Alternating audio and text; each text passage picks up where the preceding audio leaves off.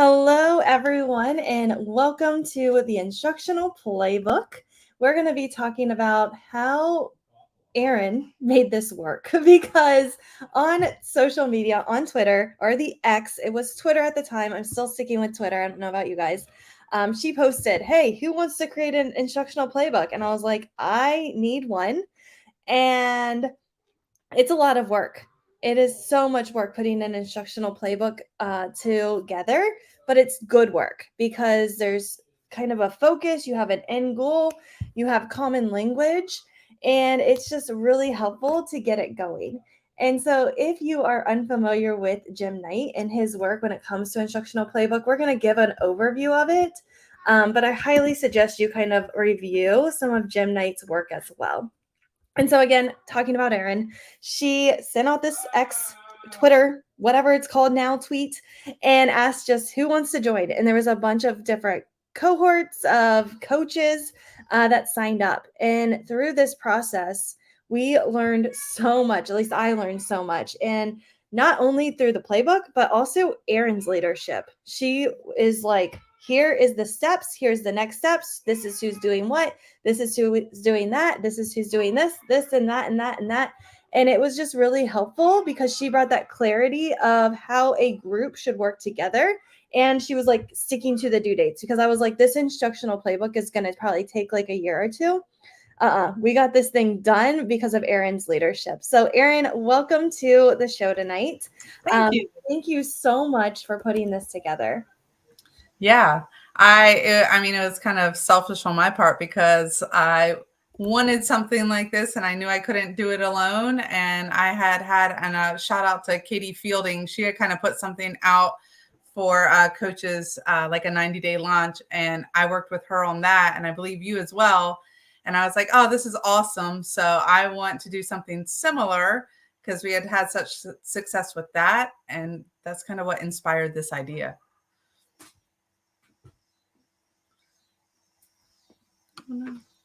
Man, I'm muted. And I was going. And it's just incredible, like, again, how you organized it and how you just like put dates on the calendar. Because if you don't have that person that is going to lead it, I don't think this would have gotten done. Yeah, and it's not done. I do want to put a plug in that any playbook, I guess if it's a good playbook, but really this one is just like a work in progress, as all playbooks should be. But you'll see when we share out the link and share out the resource, it's still growing. We had to take a break because with school and the end of the year and testing and all the things that come with it, we had to like put a pause and we gave ourselves like we'll start this back up in October. Our little team did. So hopefully in the next couple of weeks, we'll get started on some new instructional strategies. Awesome. Okay, so if you're not following Erin, make sure you do so. I'm going to throw her Twitter because you never know, for October, she might throw it out on Twitter again and you can definitely get involved. So make sure you are following Erin on all the social medias. So here's the agenda for tonight. We're going to be talking about the what. So what is an instructional playbook if you're unfamiliar? It's not just for coaches. So if you are a teacher or a department leader, this is for you as well. Okay. So if you're like, oh, this is for coaches. No, it's for any educator out there. And your playbook might just look a little bit different. Then we're going to talk about the why. So why is it maybe needed? And then how do you create this instructional playbook? So Erin, you ready to get started? Yeah, let's go. Okay. So what is an instructional playbook? I'm sure there are lots of models out there. Where we drew our inspiration from was from Jim Knight. And he has a book out about instructional playbooks. It's called the Instructional Playbook. And so we decided to engage in the process of creating a playbook based on what he kind of proposes, creating one-pagers for instructional strategies that have checklists for teachers. And then we kind of made it our own by what we wanted to include in terms of aligning it to ISTE standards, universal design for learning. So the big start of it was, what instructional strategies do we want to cover for our purpose? And what do we want our template for our instructional playbook to have? So that was kind of the starting point. And I would say this process, at least for me, was me getting in the weeds and not knowing really where to start. We actually had someone that works with Jim Knight who like joined us in our first meeting. And it was like a little bit of chaos because we were joining from all different jobs and perspectives and places. And it was like, what instructional strategies do we want our playbook to have? What's most important? What's not as important? And he kind of like framed it for us with just pick one.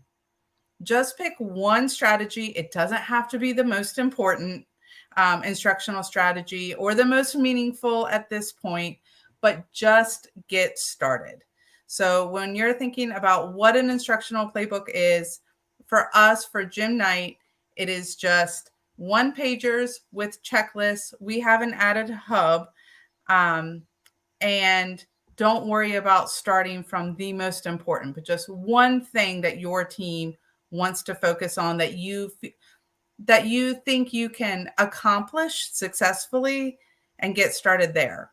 Something that seems like, oh, let's start with something easy in quotations, that won't be terribly stressful for us. So, something we might already be doing in our classrooms.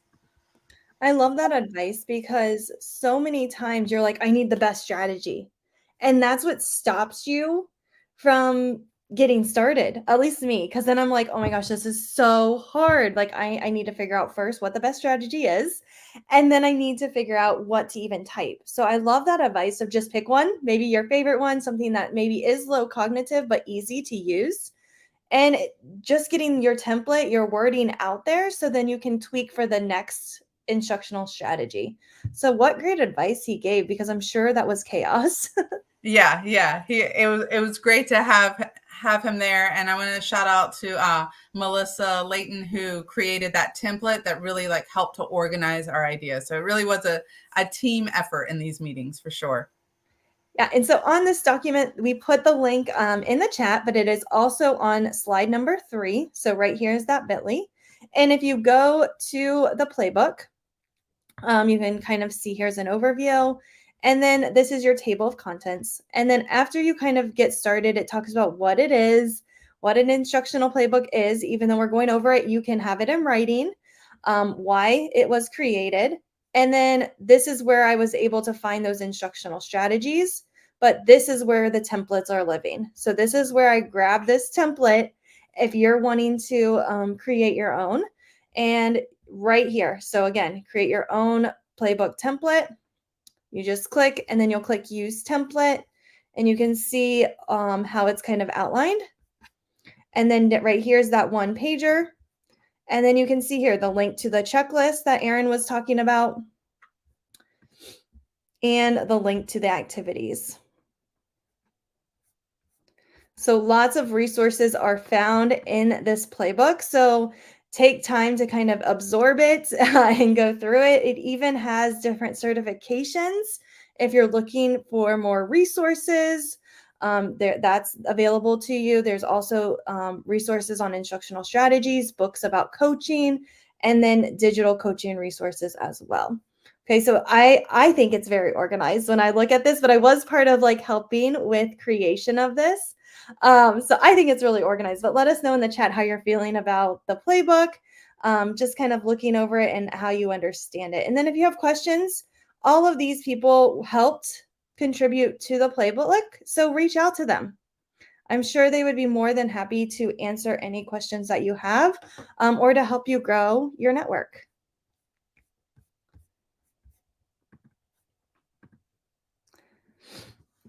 So why, right?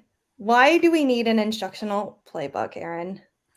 Yeah, so we found talking about strategies is that a lot of our language was the same, but not necessarily, or like our process for coaching teachers through an instructional strategy wasn't always the same.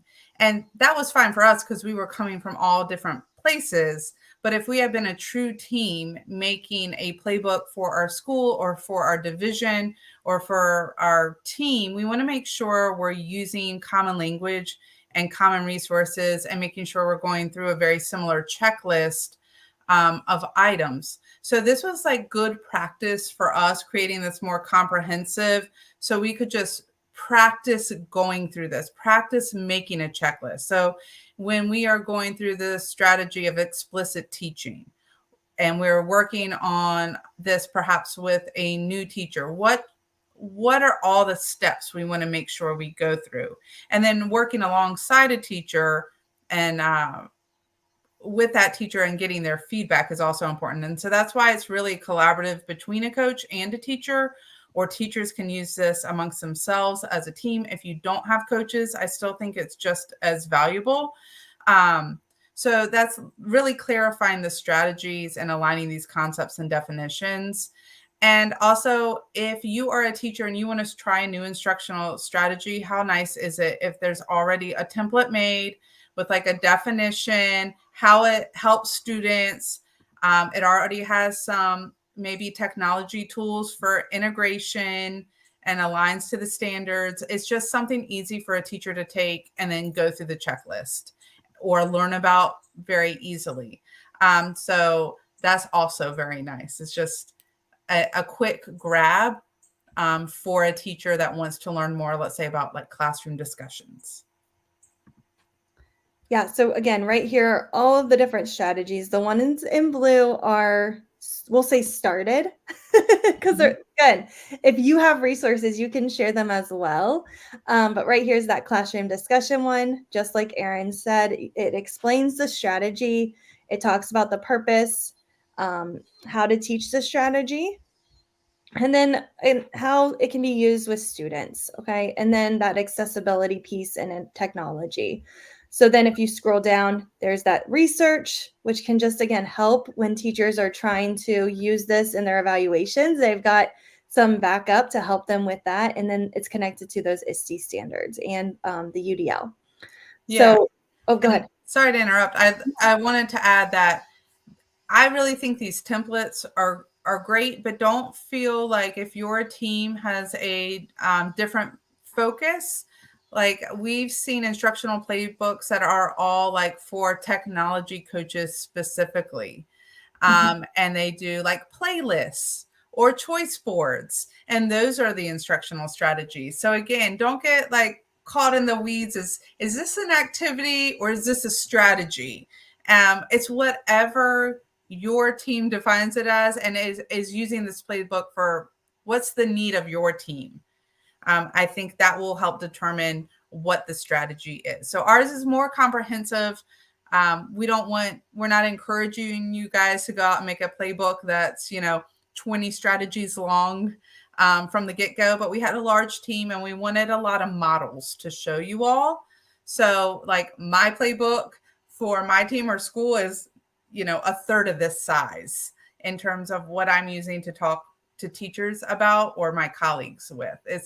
I've taken a chunk of this to use myself. Yeah, and if you're just starting off coaching, this is a great resource for you to kind of just dive in and review, because I remember my first year of coaching, I did not even know what a playbook was. I mean, I thought it was a football term, and I didn't realize that coaches had these. And so I learned about the Google coaching model in my, I want to say, like 4th year of coaching. And it completely changed the way that I started to coach. I used to coach towards the tool. You need to use Flip. You need to use Padlet. You need to use Pear Deck. And I never focused on the teacher's problem. And so I learned that mistake, again, like my 4th year. So I started coaching probably pretty terribly. And Google, what they do is you focus on the problem. So what is that problem that teacher is exploring in her classroom? And then after that, the next stage is research. And let me tell you, before having a playbook, I was spending hours and hours and hours researching. And if you are new to coaching, it's all right here. All of these instructional strategies, but then you also have this amazing hub that the group put together, and it has links to templates, resources, ideas of how you can implement goal setting, how you can implement classroom discussions. And you can see here, there's fishbowl discussion, but then there's something completely different with it, like discussion diamonds. Those are two different classroom discussion protocols that can work well in your classroom. But again, what Aaron had the team kind of organize is right here, explanation of how to teach the strategy. Okay, so introducing the norms. A lot of times I do not see teachers doing that, right? They skip that step and they just go straight to maybe number 3 or number 4, where they don't create that safe environment either. And so I love how this is really outlined. And if you're a checklist person, this resource is for you because, again, it goes over identify the knowledge and big ideas students need to learn. So if you're just starting out, you might need this scaffold. Where if you're like, oh, I've done this, I've used this before, you can maybe do without the scaffold, but this scaffold can just kind of help. And it helps with those coaching conversations if you are a coach, because you can kind of say, okay, what's our goal? What's our end goal for this activity? Okay, check. And then you can go down to the next one. And create those most effective kinds of types or level of questions. Okay, have we done that? Check. Did we have procedures or whatever we need to do? And again, check, check, check, check, check. So all of these documents might seem a lot at first, but as you start to understand how to use them and organize them in your coaching, it's really going to save you time in the long run. And sometimes I did these things, they were called how takeovers. They were my favorite. I went into a teacher's classroom and I took over for 10 minutes. And so when I was like, okay, what am I going to do to take over a teacher's classroom? I would come to this playbook and I would say, okay, let's do maybe some type of, let's see here, some type of strategy here. So then I would open up the template and I would just kind of grab one of these and I could model real quick. Let's do feedback, glows and grows. And I could model this for my teachers so they knew how it could be done later. And again, it was just a quick 10 minutes where I went to this instructional playbook, picked out an idea, and then I just kind of went with it. And they got to see it modeled. They got to kind of just take a break for a second and see someone else teaching and observe their classroom of students as well. So that was kind of a highlight of my coaching career as well. Yeah, and I've really liked this hub that we keep coming back to, and it is growing. I think I got 2 more submissions this week that I have to add. So you can see that if you have a great activity or protocol that aligns to one of these strategies, please share it with us. We add you to our like collaborator list. So you click on it, it will give you a Google form that you submit the link, and then it gets to me, and I'm trying at least once a week to look over those and go ahead and put them in. But we've it's still growing, and so I love this. Please, if you do create an instructional playbook of your own, please feel free to just link our hub, because it is growing, and I think if more people use it, it'll continue to grow rather than having all these offshoots of hubs that we all have great ideas. I love to collaborate and have like one large hub. So if that's something that could be useful to y'all, feel free to link this hub here to your own instructional playbook, and we'll keep this growing. I had never heard of like the tea party protocol, I think, Stephanie, that you posted. And I tried that out recently and had a lot of fun with it. So I was like, oh, this is great. So I like clicking on this sometimes just to find new activities to use, like with a strategy we've already been doing in class. Yeah, so here's that tea party one. Yeah, and again, because a lot of times with me, usually January, February, I was like, okay, I need to try some new strategies. I just need something new. And so again, coming to this hub and just being like, what is a one pager for students, and learning about it and then just implementing it can bring some sparks to your teachers if you are a coach or in your classroom. If you're like a principal, maybe you can use some of these in your professional development sessions where you're engaging your teachers in that discussion or having them use some of these cooperative learning strategies. So with the tea party, what happens is you have vocabulary words. And what students do is they grab them, they're face down, and they have to have zero noise, and they have to go around and show other students their word. Their goal is to see as many of the vocabulary words within 30 seconds. So you are going to set a timer for 30 seconds. They're going to walk around, show everyone their card. When the time is up, all the cards are collected. They get in a group and they have to quickly and quietly make a list of all the words that they can remember. And then they have to guess and make an inference about what they're about to learn. So, great way to intro a topic, grab your students' attention. They're up and moving, and then they're also kind of quickly doing a brain dump of every word that they remembered. So, again, if you have not seen some of these strategies, take a look at this playbook and maybe try one once a month or once a quarter. That way, you can add some new instructional ideas into your life as well. So now we're going to talk about the how. And this is where I'm going to listen into Erin's brain because, again, this how of how she organized this, how she got this group of amazing educators together, I need to learn and take notes. Yeah, so it was not magical. It was stressful, but I think worthwhile. And I don't think that we like nailed the how. I think we got something. It looks good, but I'm sure that after you have a model, and if you like our model, please take it. It might propel you to something even better and stronger. So the how, I would say, going back to the first, is just get started. So my biggest thing, why part of the reason I made this is I didn't find something.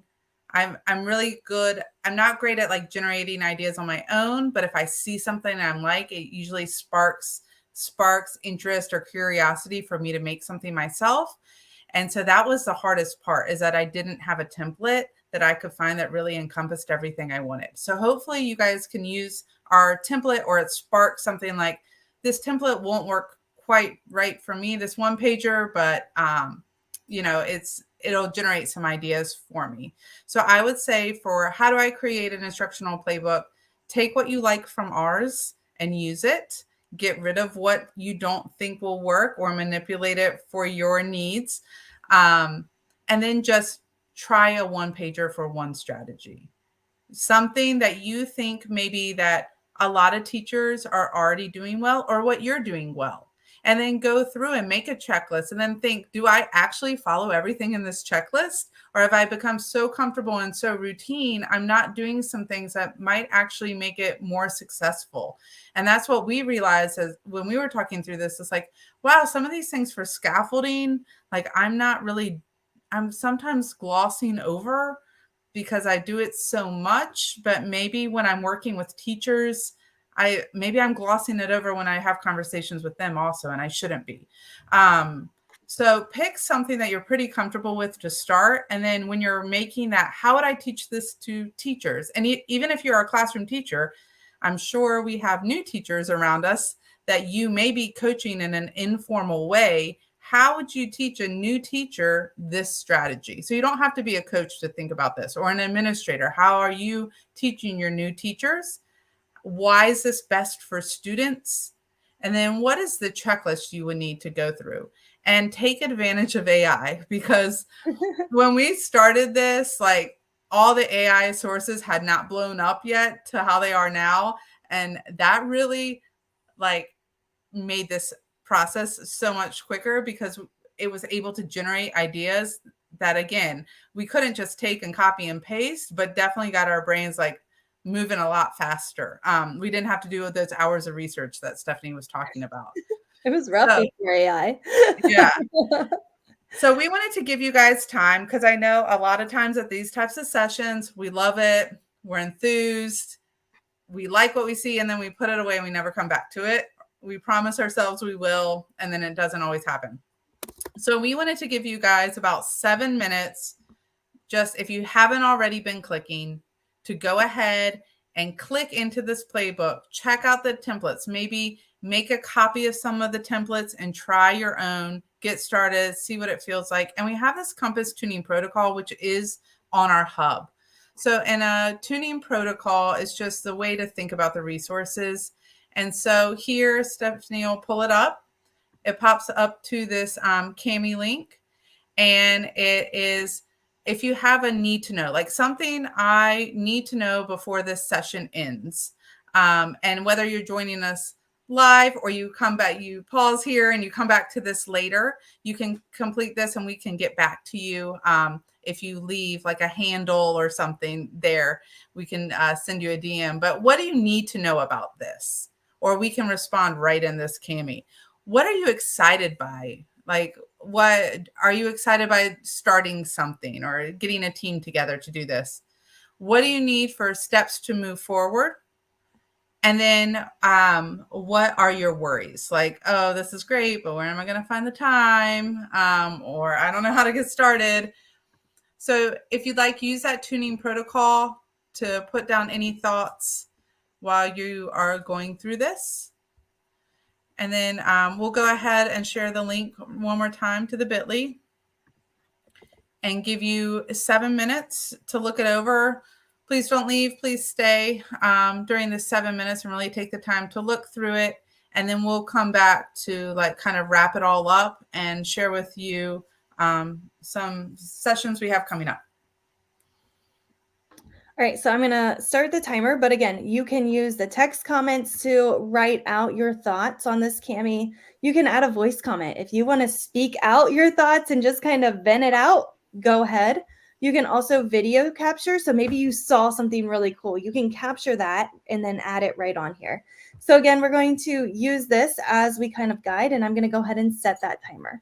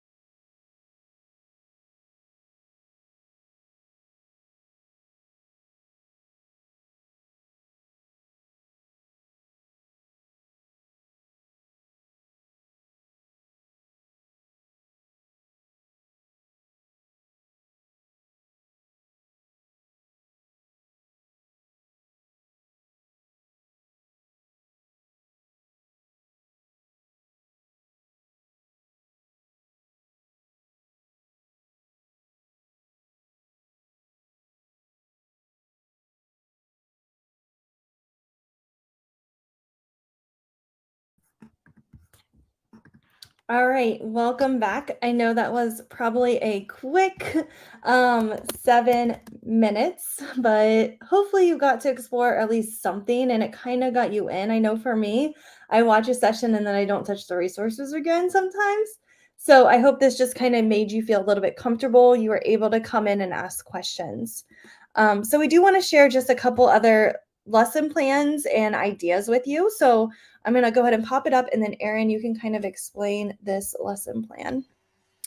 Yeah, so my lesson plan templates in the past haven't really like explicitly stated the instructional strategy that I wanted to use, and I wanted to make sure that when I was writing my lesson plan, now that I had this instructional playbook, I was really considering the instructional strategy that I wanted to use. And so my team, we use this lesson plan template for English this year. So if you scroll down to like the whole group explicit instruction, there's a section like, what is our focus for today? And then what strategy are we going to use? And then that's where we figured out like what instructional strategy we wanted to use to best support that focus. What activities could we pull? And some of these we could pull from the hub.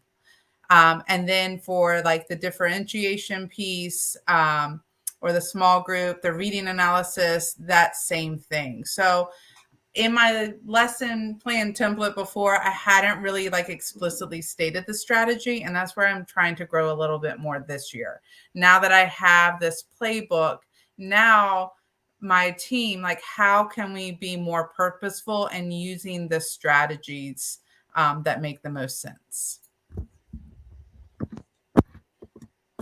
I'm going to add that on the Cami. So if you want to see it there, it's right there for you. And then Erin also has a great other resource, Linktree. Let me bring that over. There we go. Yeah, and I haven't added I just had never thought about adding my lesson plan template to it, but I have this one, and then I have one similar for in the special education resources, one for like a resource room. If there are any special education teachers out there that have a hard time with a block of resource, just how to chunk it, and it's very similar to this. So that's something, but there are all kinds of things in the Linktree. All of it's just like docs that you can make copies of. And I will go ahead and add this resource as well. Awesome. Thank you so much. And again, I'm going to add that right here. I think it's something you need to know. So I think it goes in that column. All right. So thank you for those of you that did fill out the compass turning protocol. I just want to kind of touch base on them. So feel free to use the chat as well if you want to add to the conversation or if I'm not explaining something correctly. So yeah, everybody's really excited to try these strategies. Steps to move forward. I really like the one that says select a few strategies to start with and invite others in my building to collaborate. Yes. Don't implement all of it at once. Take it bite size by bite size. I think that's a really good reminder because I know that's hard. You're like so excited. You want to try things, you want to improve. But again, just pick a few and start there. I think that's a great idea. And then we've got some worries, Erin. So overwhelming staff. Would you give them this playbook, your staff, or how would you kind of roll it out? No, I wouldn't give them. Okay. Quick answer, no. There are some people on staff that, like me, I like to be overwhelmed and then sift through it myself. But I'm one of those people, maybe like Stephanie, like just give it all to me and then I'll figure it out. But I know that doesn't work for the majority of the teachers, especially new teachers in the building. No, never give it all to them. So I'm working with 4 first-year teachers this year, and Stephanie and I were chatting before we started, and with one of them, I'm like, just pick one thing. What's one thing that you think if we can get this like kind of worked out a little bit over the next 4 to 9 weeks, like kind of our own little coaching session, our own little coaching cycle, the two of us, like, what would it be? And so I don't even know that the strategy she wants to work on, like the like coming in to the classroom, like the beginning of class routines. So we're considering making, and I was going to like kind of help her make a 1-pager for like classroom routines. And we were just going to make a checklist. Like, are we doing these things? So I would say, no, don't give someone all of this, with exception, and either create something together that's meaningful for a partnership or a team, or pick one that's meaningful for a partnership or a team. Yeah, I think that's really great advice. I also think it's important to build relationships with your staff. So if you are a new coach, I don't know if this is going to be a great place to start. I think you need to start with building those relationships, being present in teachers' classrooms, asking them how you can help. And then from there, start to have conversations with the playbook. But some of my teachers were like, they wanted to be overwhelmed. Like they loved just all the resources, all the things. And other ones were like, no. But that came with knowing them and it came with having that relationship with them. And so that would be my suggestion is build that relationship. And then based on those teachers, maybe you can nerd out with one of them and just say, here's the playbook. Let's nerd out together and learn and build on these instructional strategies.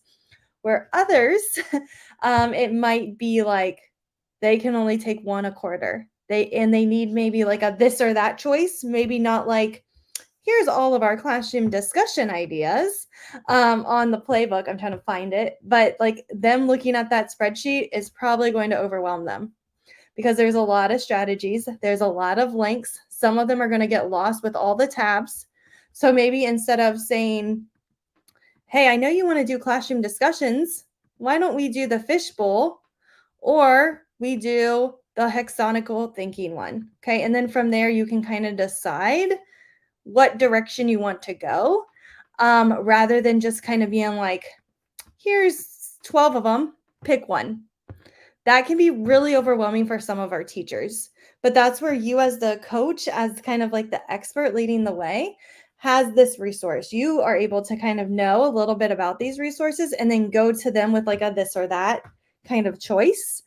So they don't have that decision fatigue and they are able to just kind of say, oh, this one would be so much better for my students and my class. And then you guys can work together to customize that resource to make it match. But yes, I totally agree. If you go here and you send this out to your staff, they are going to be overwhelmed. So that's where I would, if you have a newsletter, maybe pick one a month, one a week, however you set up your newsletter and focus in on that strategy. And then maybe provide an activity that goes along with it, but not sending them like all 12 of them at once. Even though you're so excited, they're not as excited. Yeah, I know. That perspective, hard to keep sometimes. Yes. Okay. So I think we covered in time. Yeah. Time is always an issue. And I think too, sometimes we're like, oh my gosh, these checklists take forever to go through. And so think about, yes, the first time you do it with a teacher, it's probably going to go a lot slower. But as you keep doing it and as you keep doing it, it's going to go faster and faster and faster to get through it. And just, again, like Erin said, it's a really good check sometimes to make sure you are implementing everything correctly. And you're not leaving a step out, because a lot of times I was leaving the norms out, and that's a huge part of a classroom discussion. Yeah, and I like the idea about being excited to try this with like the discipline strategies, or I think this would be good for like SEL. So I'm excited to see if you make something, share it with us. Yes. For that. Yes. So here is that share link again. And again, if you think of something, add it to the hub, or you have a strategy that works and you love it, just add it. It's not a hard form to fill out. Erin made it pretty short for you. So it's just, what are you submitting? A description of it, or a link to the resource, your first and last name, your social media handle, a short bio, and then email. So again, please share, because again, we are always learning from each other, and it just helps to keep building this amazing resource. But we need the community and collaborators and people to help build it.